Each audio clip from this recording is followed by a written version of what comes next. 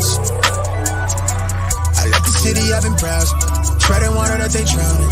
My head on a swivel, yeah. It's only really my surroundings.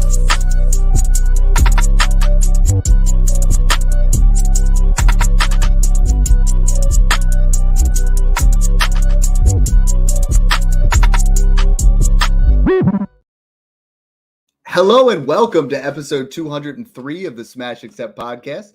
I'm your host, Michael Royer. You can find me on Twitter at DynastyDadFF. Got a great show tonight. We're nothing but trades. It's 2024, new you, new Dynasty manager, same old Mung and Dad hitting you up with Dynasty trades. Mung, it sounds weird to say 203. I keep going back 203, 203. 200 seems like too much, but maybe I'm just a boomer. Yeah, episode 203 and 2024, and it's a great year. And I'm just pumped for NFL playoffs right now. I feel like this is going to be a fun show, a little bit more relaxed, right? There's no time crunch. Oh, we got to get some trades done before the first week of the fantasy playoffs or before the fantasy title game or whatever it might be. And I'm actually in the midst of updating my dynasty rankings right now. I should have updated Superflex and one quarterback dynasty rankings out within a few days. You guys will be able to find those up on Twitter. I'll tweet out the link, or X as it's known now, at FFA_Mung. That's MENG.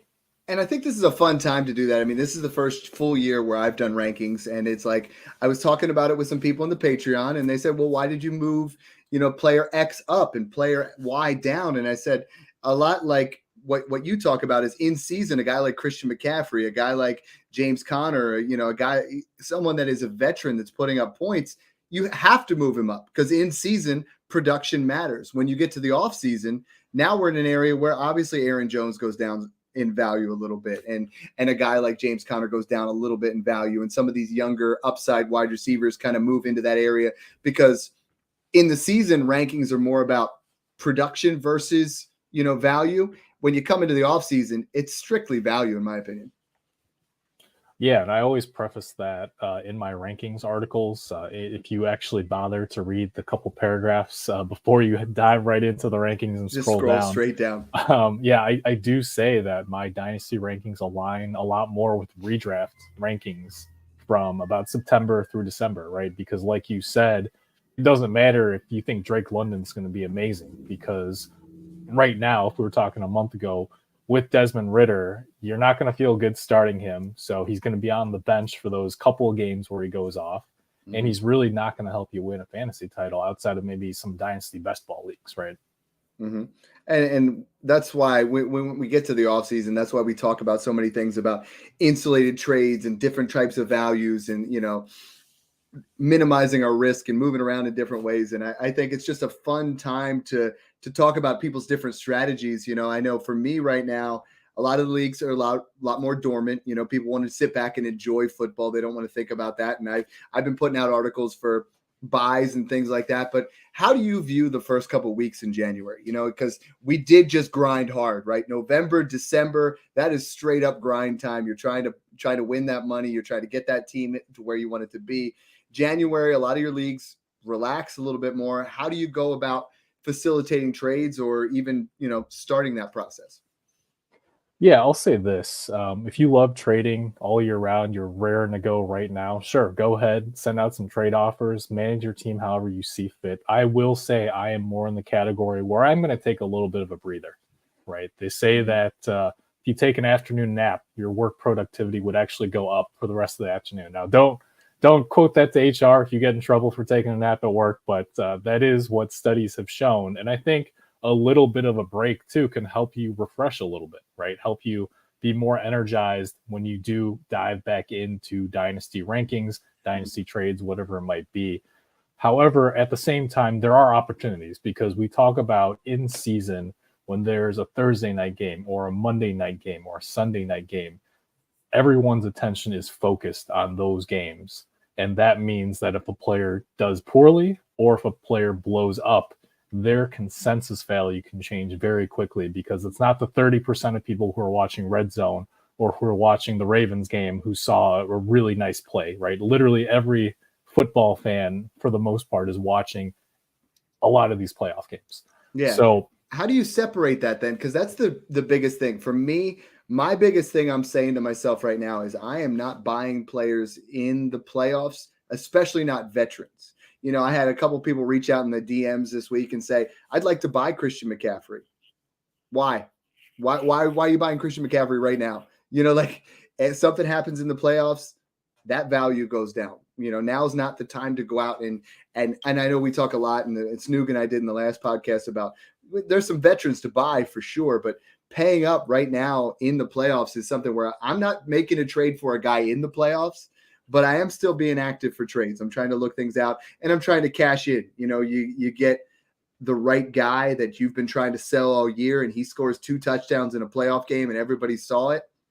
Yeah, go ahead and make that move and try to cash in more on the playoffs rather than you've been, you know, investing in these guys all year. We're not just going to be like, oh, well, they showed up in the playoffs. Now I want to invest. Yeah, I think it really depends on a case-by-case basis, which is maybe the most important rule of Dynasty, right? There's no single correct strategy. There's no single, and every player is a buy or a sell at the right price, right? We always say that. And I would say, again, proceed, but with a measured response, right? So maybe you do want to go out and buy some of these players who are in the NFL playoffs because, for example, if you believe in Zay Flowers, as I do, and you think he's really going to go out there and ball out in some of these playoff matchups, then yeah, you're going to pay a premium right now because his hype is fairly high. But if you still think that there's room for that value to grow, I think that's fine as long as you're buying at a price point you're comfortable at, right? You're not paying 2 firsts or something. And at the same time, I would say don't get too crazy with trades either, because we remember the Gabe Davis 4-touchdown game, right? I talked about selling him immediately the morning after. Or if you want to go further back for some of our younger listeners, maybe they don't even remember this, but the Martavis Bryant, the crazy catch he had for a touchdown a few years back for the Steelers, and then his dynasty value shot up. So some of the plays, I guess, like always, evaluate not just the highlight reel plays, but just the entire game as a whole. Yeah, no, I'm with you for sure. I want to start talking trades now because this is what we're all about. This is what, you know, the bread and butter. I got to talk first about a smash accept 9 trade. This trade here, team 1 gives up Brandon Ayuk and Brock Purdy. Team 2 gives up Patrick Mahomes. Now, before we start digging into this one, Patrick Mahomes is one who, yes, he let a lot of people down this year. And I think this is a scenario here in not this particular trade, but a lot of people are really willing to trade Patrick Mahomes, where in years past, you were going to have to pay an arm and a leg. Like this would not be a foreseeable trade a year ago for 2 players in that same area. Should we be worried about Patrick Mahomes? You know, the age of Travis Kelce, the lack of weapons outside Rashee Rice, or is this a prime opportunity to buy low on who's still arguably the best quarterback in the NFL, just hasn't had the same season as what we expected? Yeah, well, I'll preface this with 2 stats. 1, Patrick Mahomes was the QB 12 in fantasy points per game this year. And 2, Patrick Mahomes led all quarterbacks in dropped passes this season. Yeah.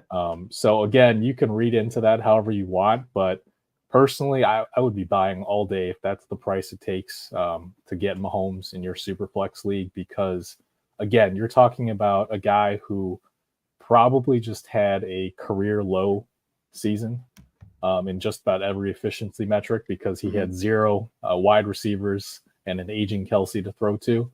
And I understand the concern that, well, yeah, Kelce is going to be another year older next year, right? Maybe even retire if he and Taylor get married this summer. I don't know. But the point is, we believe in the talent, the elite talent long-term from Mahomes. And you can bet that Brett Veach knows that he needs to get his quarterback receiving and pass catching help this offseason, and they will go out and do that. So personally, yeah, I would be buying Mahomes at his current depressed value. Yeah, and shout out to @Trying2 and @Blue Core, awesome guys. You know, I play in that league with them, and it's just I think sometimes we try to create issues where there isn't. You know, people are saying, oh, you need to sell Jalen Hurts because the tush push might get outlawed. He was a QB1 before that. You know what I mean? People are saying, oh, Josh Allen has too many turnovers, trade him. It's like, let's just sit back and recognize the greatness. I mean, I've moved both of those over Mahomes, but I still think Mahomes belongs in that top tier. Some people are even debating in startups Stroud or Mahomes, you know, and they start to go into that direction. So, I mean, I think it's an interesting scenario. If you're interested in buying Patrick Mahomes, this is probably your best window and maybe one of your final windows to go out and buy a top 3 dynasty quarterback for the price of what would have been last year, maybe the QB 8, you know. And I love Brock Purdy. Brock Purdy's my QB 13, and Brandon Ayuk I have as my wide receiver 11. You know, so you're getting 2 nice pieces here. And if you believe in that, if Brock Purdy had the contract, we might be talking this is a lot closer. I still think it might be off by maybe a late first, maybe a 25 first to kind of close that gap. What are your thoughts there to just close it up a little bit? I don't think it's a terrible trade by any means. Like you said, I do think that Shanahan's going to stick with Purdy for the time being. I think Ayuk is going to be a Niner for at least one more year. We'll see about what happens in 2025 and beyond. But in general, I would say based on current market values, it's a fair trade, or at least close. That said, I would still, like you said, I would need probably a first on top to move Mahomes. And even then, I probably just am not doing it unless I'm, you know, really close to a title and I already have maybe a Kittle on my team, right? Or a McCaffrey, and I just want to complete that stack thinking that the Niners are going to run it back next year, something like that. But overall, I would still heavily lean Mahomes in that trade. And during the season, we answered thousands of questions from the Patreon. We did a lot of Patreon only shows. This one, I kind of opened it up to Twitter, the guys that were sending me messages, guys in the DMs, guys that are in there. I mean, make sure you follow at FFA_Mung, hit him up in his DMs or myself. And send us trades, you know, because this is the best way. This is the best time to sharpen your skills. Some of you guys, you know, and we're going to give you a shout out as we go over them. The first one. Well, I was going to say, just tag us both, because then sometimes you already answer the question perfectly, and then I can respond with that GIF of the guy pointing up and saying this. That's the good old days. I love when I can do that. Yeah, it's so much better. So this is from Jake Bratton. That's at JBrado22. 12-team Superflex. Is this a good tear down from Lamar Jackson? So Lamar Jackson finished the season healthy, won me tons of money. No, he won me tons of leagues, you know, and I love Lamar Jackson for the way he finished the season and how consistent he was down the stretch. Lamar Jackson and Jake Ferguson, or Kyler Murray, Kyle Pitts, and the 107. I'll let you go first. I don't think this is a bad trade by any means, but I'm firmly on the Lamar side. I was high on Baltimore heading into this year.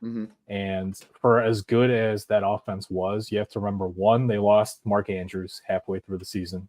Despite how good Isaiah Likely's played, Andrews was still a big loss. And two, you have to remember that this was year one of learning a brand new offense under Todd Monken. They weren't quite as pass heavy as we expected because the defense played lights out, but they've had trouble with the defense staying healthy in prior seasons. I think that there is still a chance that we have not seen the truly elite MVP year from fantasy Lamar, even though he might win the NFL MVP for 2023. I think this is I'm kind of going with Twitter on this one. Is for me, this is an insulated trade where I'm willing to. I love Kyler Murray. You know, Lamar right now is my QB5. Kyler Murray is my QB10. I feel like Pitts with Arthur Smith finally, you know, moving on, I think could ascend. The 107 is the end of my tier of what I consider to be, you know, I think Jaden Daniels, Romeo Odunze, and possibly Brock Bowers could fall to 7, one of those guys in there. So I think what you're able to do with that 7, I think closes that gap for me a little bit, but I see what you're saying completely. I think it's fair overall. The big difference here is I have Lamar Dynasty QB2 in the top tier of Josh Allen, Lamar Jackson, Patrick Mahomes. And that's where you and I have always been slightly different on Lamar Jackson. And I love what he's done this year. You know, I have him in my QB tier 2 with CJ Stroud and Joe Burrow. So, I mean, and that's what closes the gap. And that's what's great about Dynasty. That's what's great about the show is like, you can have different valuations and that kind of moves things around.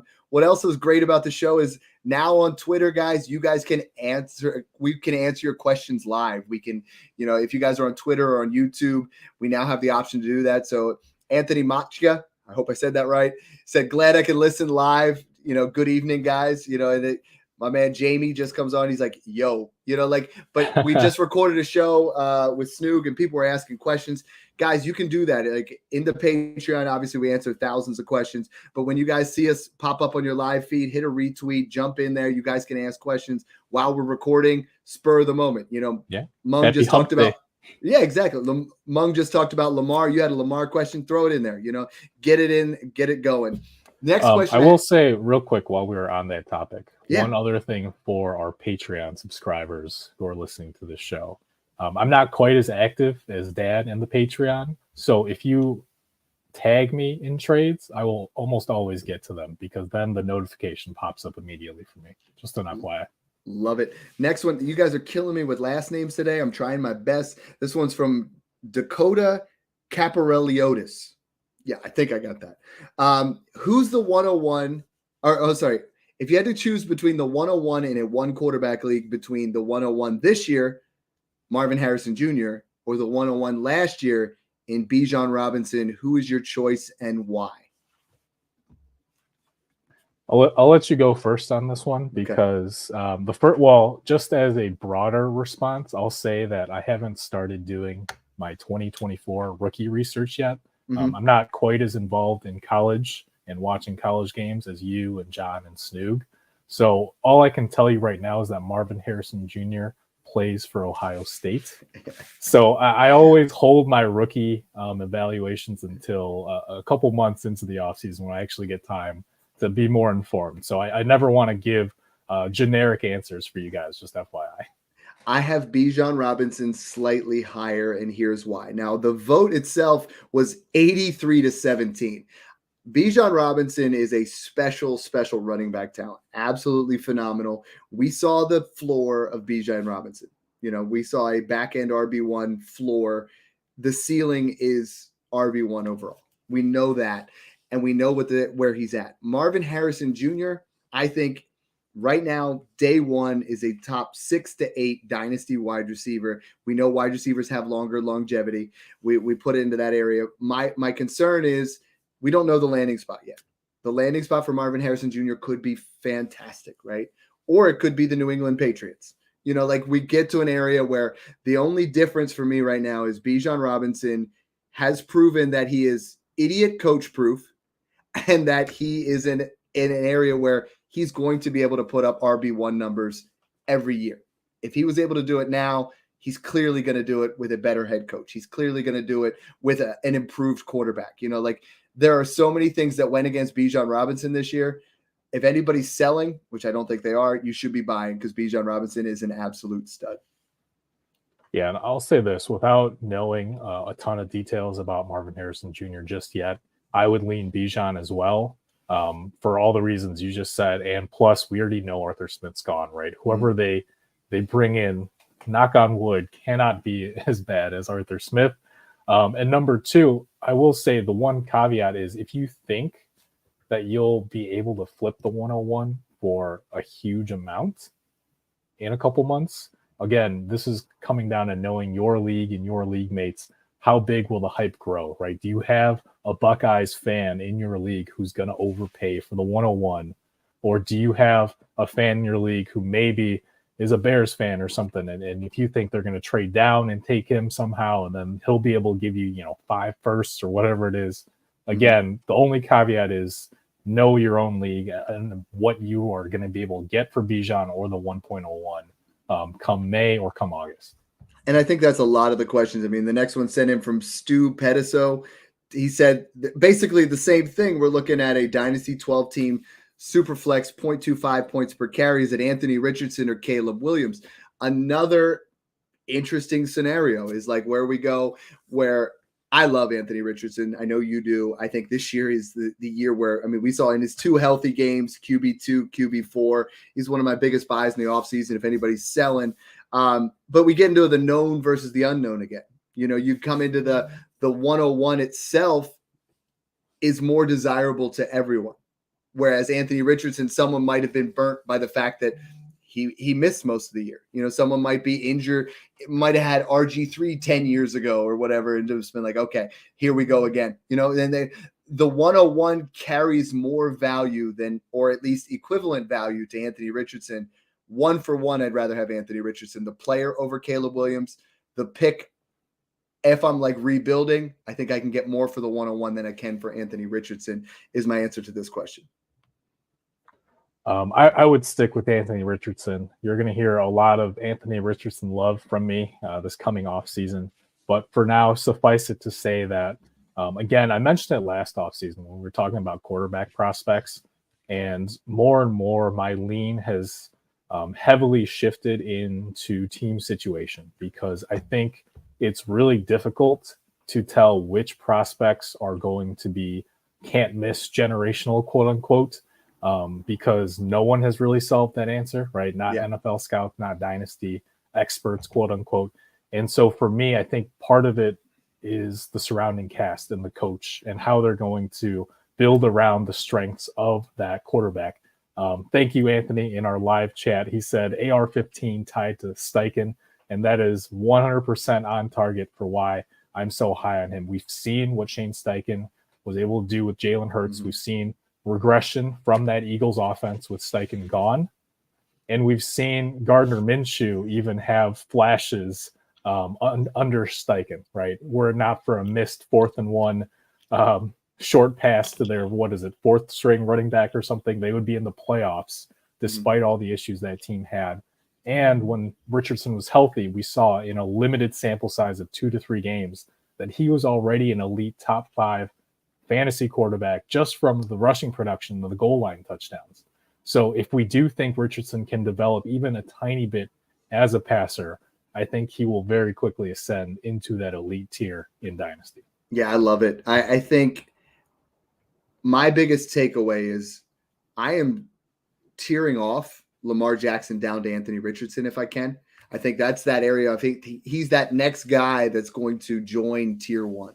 If anybody does, I think we were trading Richardson plus to get to Stroud. I think by the end of the year, I think we get into an area where they're at least evened up, if not Richardson passing up there. But I think what would you need if you're moving off? And you said you have Lamar in tier 1. So let's say you're rebuilding and you have Lamar Jackson, or you have Josh Allen, Jalen Hurts, Patrick Mahomes. What realistically would you need to close that gap from from them down to Anthony Richardson? Well, I'll say here a quick sneak peek at my updated Dynasty rankings. How about that? So my top 9 right now: Josh Allen, Lamar Jackson, Mahomes in that elite tier. A slight tier break, I have Justin Jefferson, CeeDee Lamb, and Ja'Marr Chase just behind them. I think you can argue that other quarterbacks should go over that, but that's how I have it right now. I have CJ Stroud at the top of the second tier as my Dynasty QB4 based on what he showed. However, I have Jalen Hurts and Anthony Richardson just behind him in the exact same tier. So I will say this: CJ Stroud looks phenomenal. He looks like a true NFL franchise quarterback. I think the Texans are going to be very happy with him, barring any massage parlor incidents.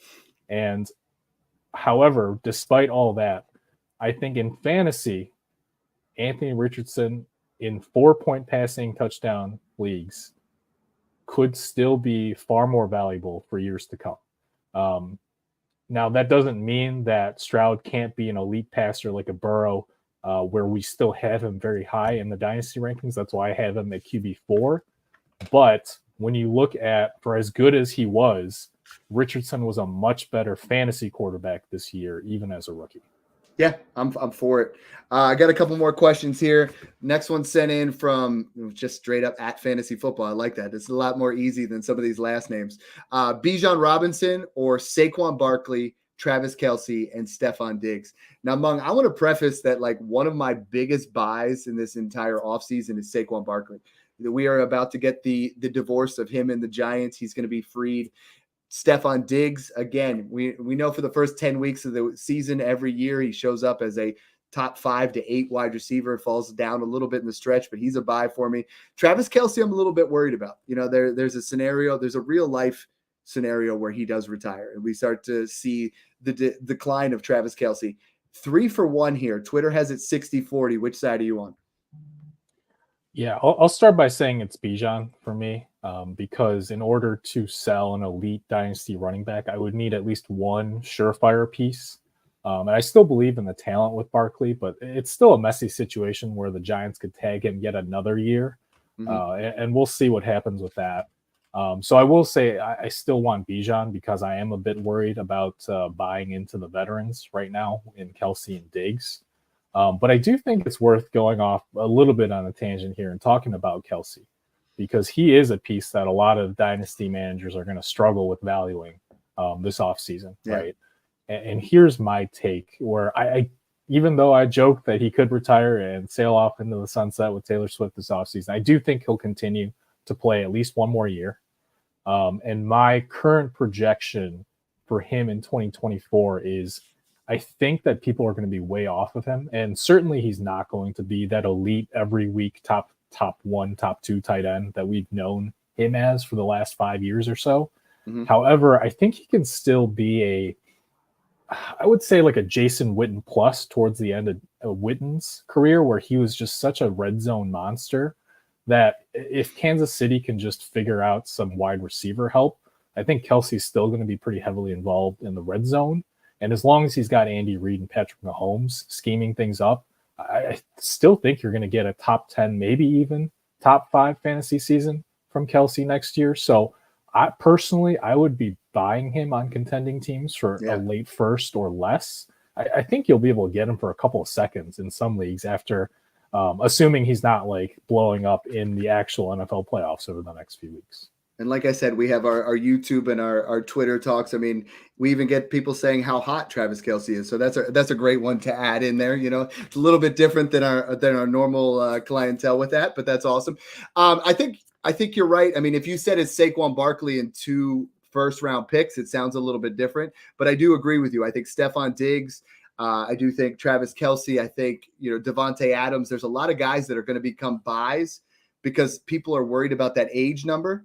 But it's a matter of the longevity of these guys' career, I think is going to be where it needs to be. Answering another Twitter question from the Patreon, Dom Munoz says, gentlemen, hey, what are we doing with Jackson Smith-Njigba? He's my wide receiver 4 right now. Should I buy? Should I sell? Should I hold? Should I tier up? I'm tearing up. I am using the value of Jackson Smith-Njigba right now to tier up. I was doing a lot of research on the 2023 class. I loved, what Puka Nacua, Zay Flowers, Rashee Rice were able to do.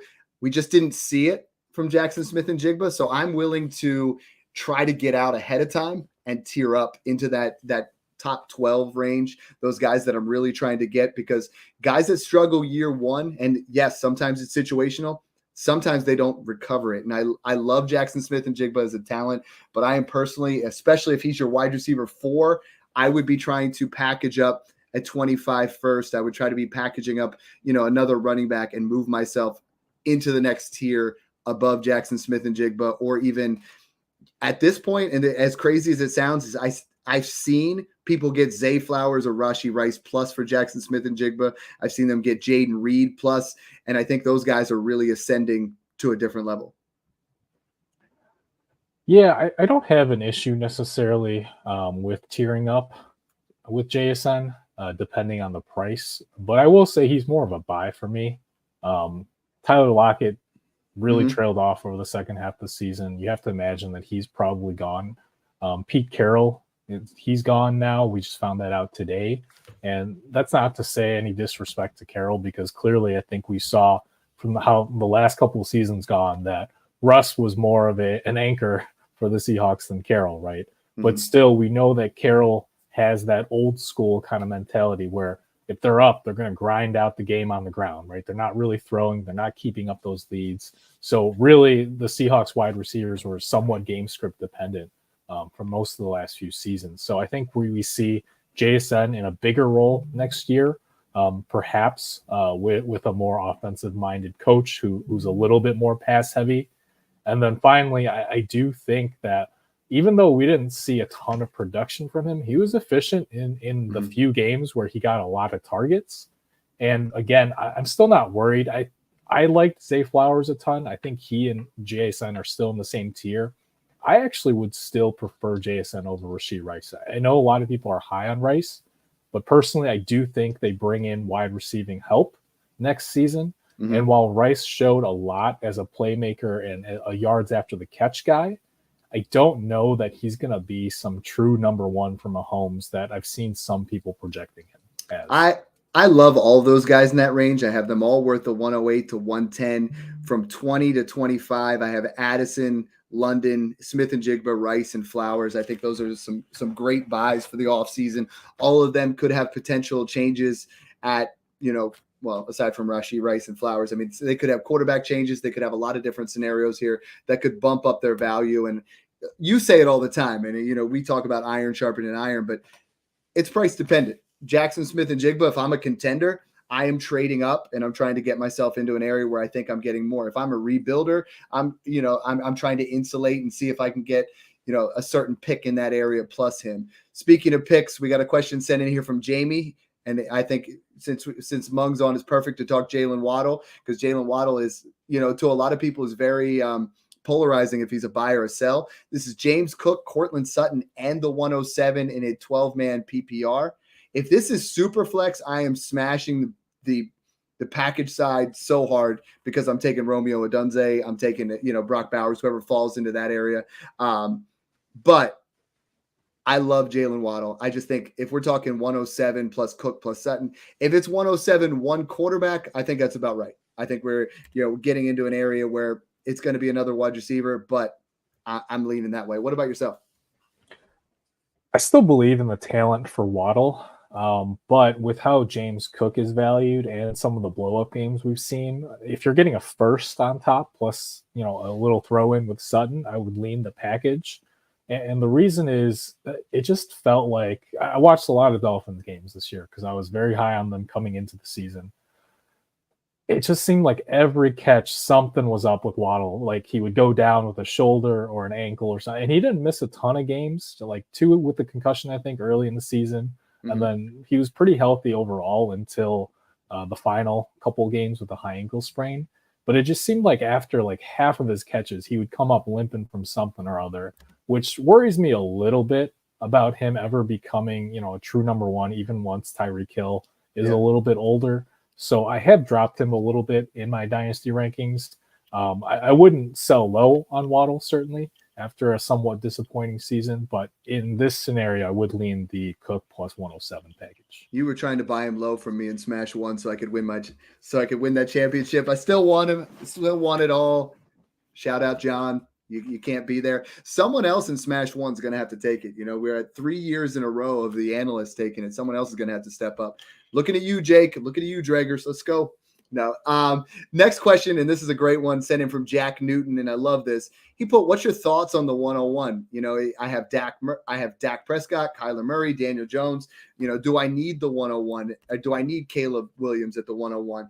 And I get this question all the time. People are like, I got Stroud, I got Burrow, I got Lamar, I got Fields, I got, you're taking Caleb Williams at this point. The value is still with Caleb Williams unless he goes to an absolute horrible landing spot and Marvin Harrison goes to that dream landing spot. You hold on to that 101, but most people are like, what do I do? You're in the position to win, right? You're in the position, you have the most premium assets as quarterbacks in a super flex league. People need to come to you, right? I put a list out today. There are 18 quarterbacks who I think are worth the 106 or higher. Then there's like 3 that are worth a late first, and then it falls off hard. I mean, we saw this year the quarterback position is something that you need to have some depth at, or you're going to be struggling. So I'm personally just taking Caleb Williams if the draft were today. I'm not worried about having 3 elite quarterbacks. I can trade it later, but you're in that nice position there where you don't have to. If you feel like you have to trade down to 102 for Marvin Harrison, you do that. If you feel like you need to trade down to 103 for Drake May, who I love as well, you do that. But there's no such thing as, man, I needed a wide receiver, so I took him over the quarterback, or I needed a running back. Draft talent, draft value, not need. Yeah, I'll I'm passionate tell on that one. people. That's my one. I got on my soapbox there. I was like, all right, here we go. No, I like it. I think overall philosophy matters a lot in Dynasty rather than just kind of the one-off trades, right? Because again, you need that kind of general direction for your team. And here's what I'll say in response to that. And it's the same answer that I wasn't trying to be mean, but I told a few people during the season with sit-start questions on like a Monday morning or a Tuesday morning. I would say, you don't have to do anything right now. You have plenty of time to make a more informed decision. For the sit-start questions, it was till Thursday afternoon, right? And at that point, you have a lot more information on injuries, on matchups, stuff like that. And with the 101, a lot's going to change with the NFL Combine, with the draft and landing spots. That doesn't mean that your evaluation on these players necessarily has to change a ton. But regardless of what you think, the market values are going to fluctuate, 100%. right? What if there's a non-zero chance that somehow the Bears got Caleb Williams and Marvin Harrison, and then you have Caleb throwing to Harrison and DJ Moore, right? Imagine the value of the 101 at that point. Yeah. Or if, God forbid, knock on wood, this doesn't happen, Washington gets Caleb Williams, and maybe they get a more exciting head coach at that point. But, Washington just hasn't had a track record of success. Not that Chicago has either. But regardless, you have plenty of time to make that decision, right? You don't need to lock in any thoughts right now. As of now, it's probably Caleb, just because the quarterback position in Superflex is generally more valued than running backs or wide receivers, etc. But again, just be flexible. Like with anything else in Dynasty, you don't have to lock in any answer right now. The next question sent in from Tomer, and that's great analysis, and I think we're both on the same page of how to handle that when you have that 101. This person says, Tomer, that's at Shimshan89, Jamar Chase or the 104, 105 Superflex. I'll hit on the rookie side, then I'll let you hit on the value side of Jamar Chase. The 104, 105, you're looking at Malik Neighbors and Brock Bowers, Malik Neighbors and Romeo Odunze. You're looking at two really nice wide receivers, but Jamar Chase is, the dynasty wide receiver 2 or wide receiver 3, depending on what you do with CeeDee Lamb. So they're ultimately what you want them to be. I think Malik Neighbors has a lot of Jamar Chase in his game, but ultimately you're hoping these guys pan out to be Jamar Chase. I want 3 firsts for him, or one of them should be Marvin Harrison for me. Yeah, generally speaking, this is Chase hands down for me. This is probably the cheapest you'll get Chase for a couple of years, because both he and Burrow had injury issues this year, right? So a down year for both of them. You're buying low there. And 2, I know there was a report that Burrow, structured his deal in a way that the Bengals can and he wants them to re-sign T. Higgins. But at the same time, that's not a given, right? Especially if some other team does offer Higgins a better contract and he decides to take it. I think that this is a slam dunk smash accept for Jamar Chase, especially if Higgins ends up being elsewhere next year and Chase could see close to 200 targets. You got a buy window on Patrick Mahomes. You got a buy window on Jamar Chase here. Next one, and I really like this one. This one's sent in from Sub Gainzo. Justin Fields in the 204, Jordan Love in the 111 in a super flex.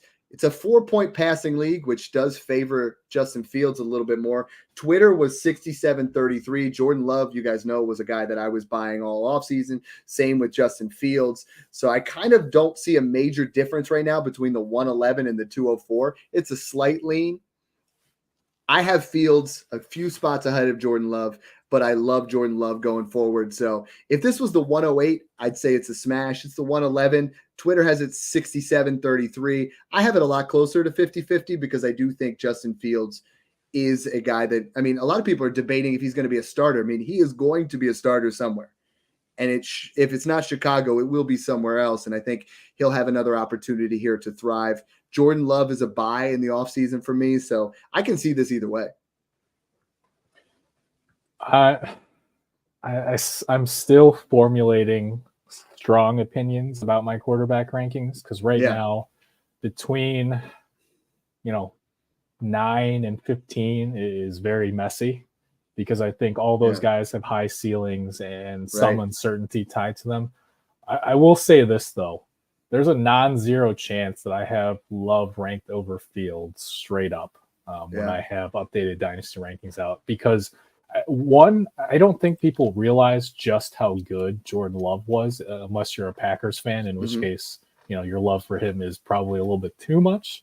But I will say, I think if there's an argument to be made that highly drafted quarterbacks should sit for a couple of years, I think the Packers have proven They've some mastered measure it. of Yeah. that. I will say, as a Chicagoan who has watched quite a bit of the Packers as well over the last few years, Jordan Love took a huge leap midseason. Mhm. He looks poised out there. He's made plays out of nothing. And on top of that, another thing that I think a lot of people don't realize is that Love can run too. We like Fields for that mobility and the rushing upside. Jordan Love has run in plenty of touchdowns this year. He actually outscored Fields in fantasy points per game. Mhm. Yeah, he finished QB6. So, I mean, he Yeah. was someone in the offseason. We talk about the insulated trades and picking those guys out. I mean, I traded Joe Burrow for him in 2 firsts because people were like, it's nothing. And I think Justin Fields, I was talking to a guy on Twitter today. I could see a scenario where Justin Fields cracks the top 10 by midseason next year. Right now, I have him as QB. If you take out the 3 rookie quarterbacks, I have him as like QB 13. I do have May above him, and I do have Caleb above him, because the 101 and the 103 are both, in my opinion, worth more than Jordan Love right now. But you're right, it is messy. I mean, after you get past Richardson and Kyler, then it's like Fields, Lawrence, Prescott, Purdy, Love, Tua. Then you mix in Jaden Daniels, Drake May. I mean, there's going to be a lot of shifting around in that for sure, and something that we're going to clearly hit on throughout the offseason. I'll say this. Every time that as I've been doing my dynasty rankings update, every time I'm playing around with some stuff, Love only goes higher. He hasn't moved down once, and I think the general market on Love is still too low. He's kind of in the same situation as Purdy, where we've seen Matt LaFleur just be a really good play caller. They have some weapons around Love. Yeah. I don't think we've caught up, though. Like, I've put this out in October that Purdy and Love were the guys to buy. And then I put it out in December. And now I wasn't with you on Love in October, but I know. But I mean, now it's like quarterbacks are usually my thing. But now it's like people are still not willing to buy in on these guys. And I'm like, why? Like, why? Yeah, they're like, oh, well, they don't have the contract. Okay, they will. And Love doesn't have any semblance of a potential QB battle, right? The Packers absolutely have to pay him a mega contract after how he's looked the last few weeks, how he's looked over the second half of the season in general. Yeah.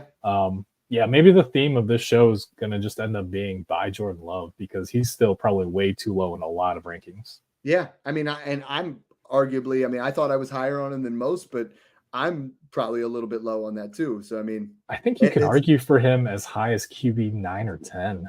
Yeah. I mean, I can't put him over Richardson or Justin Herbert. No. I can't put him over Kyler Murray, because the question for me was, Kyler Murray's been top 11 every single year, usually top 5 to 7, so like I'm not quite there yet, but I have him over Tua. I have him considerably over some of these other guys. I mean, you could argue putting him over Purdy, but Purdy had a great year. You could argue Dak, because Dak this year was great, but has struggled at other times. I mean, you could really argue the move I would love to make is Trevor Lawrence for Jordan Love in a second. I'm off the Trevor Lawrence stage. Like, I understand he could take a leap too. Quarterback's going to be fun all year. It is going to be fun to talk about. And there's going to be a lot of opportunities for insulated trades, a lot of opportunities to really put yourself in the right spot. I wish I could share my screen right now, because I think live on the show, I'm moving Love over Purdy and Prescott. And the reasoning behind that is because we've seen Prescott falter when he's had offensive line injuries, right? That game against Arizona. I also think you could trade Dak Prescott for Jordan Love in a second. Absolutely. And I absolutely would do that. I think that's what we preach so much, is getting out ahead of it, and I think same with, I'm selling my Justin Herbert shares, and I'm selling my Trevor Lawrence. I think you could get Jordan Love in a mid first for Justin Herbert, if not more. And Yeah. I think the production that you're seeing and the weapons, whereas his weapons are starting to get older, that Packers offense is getting exciting. I mean, I love Jaden Reed, Dontavian Wicks, Romeo Dobbs. Like, it's only getting better. And Well, that's the other thing too. I was going to say Prescott has Lamb, but despite that, again, when he's had a couple injuries, he hasn't looked great. In the couple games that we've seen from Purdy without their left tackle Trent Williams and Debo, when they were hurt, Purdy looked really lost. Love has been doing what he's done all year with non-first round wide receivers, an offensive line that's also had a ton of injuries. That's what we're going to call this one.